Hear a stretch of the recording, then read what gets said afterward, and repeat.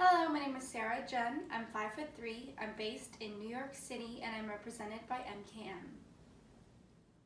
In my house, this is true.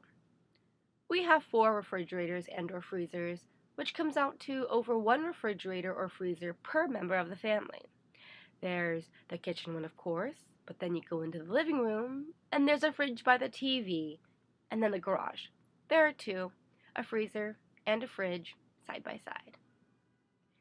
Growing up, we didn't eat out. My mother cooked every day, every meal. She'd say it was too expensive to eat out. I believed this for a long time until I understood that other people do not drop $400 every time they buy groceries. Other people do not shop at Costco daily.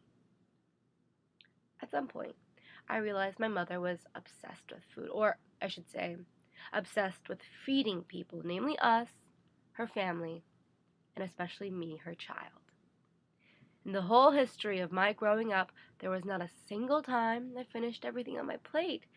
This was not because I didn't have a good appetite, I did. But no sooner would I eat something, a mandu, a piece of meat, than my mother would put another one on my plate.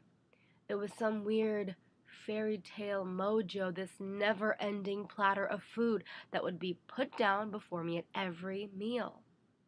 And so I would eat and eat until I was bursting, only to have my mother look at my still full plate and say, 배 안 고파? 하나도 안 먹었네? Which means, aren't you hungry? You didn't eat anything. The abundance of food basically ensured I would grow up hating to eat. It was a scene of constant failure. I could never eat enough, never satisfy my mother's need to feed me. So I rebelled.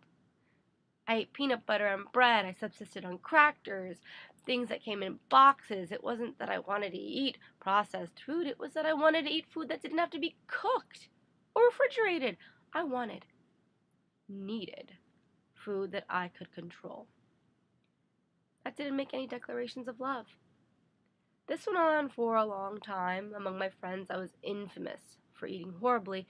Even after I started working at the restaurant, I didn't see the appeal of food.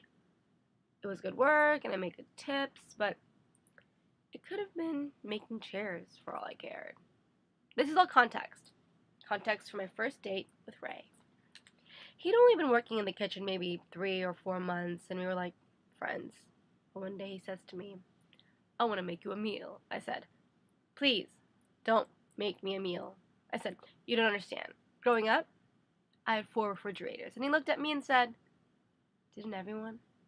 So I said, okay, one meal. I thought he'd make something fancy, try to impress me. I got to his place, and for a surprise, I didn't smell a thing. No cooking odors, no scent of garlic or butter or meat or anything. The table was set, but there was no sign of food. We sat down, and Ray said, this might not be right, but this is what I have for you. And he took the lid off a small bowl, and in it were mulberries. Mulberries. If my mother's fridge was chaos, my father's garden was order. In the first house we lived in, he planted figs, plums, peaches, mulberries. But it was the mulberries I loved best. We'd wait till they ripened and I'd eat them straight off the tree. Small, soft, sweet. After we'd left that house, I never ate one again. Never even saw one until... I looked for them in every store, but at every farmer's stall, I started to wonder if they existed at all. And now here they were. A whole bowl full. I looked at Ray in wonder. How'd you know? He didn't know. How he knew, he just did. I ate one. It was dark and ripe and sweet. And I'm barefoot, crouching under a tree, fingers stained and sticky, parting leaves to find berries dangling like earrings from branches. There was a time when things tasted good, when there was pleasure and even joy and a mouthful of food. I'd forgotten. But here was the proof. That's how I fell in love.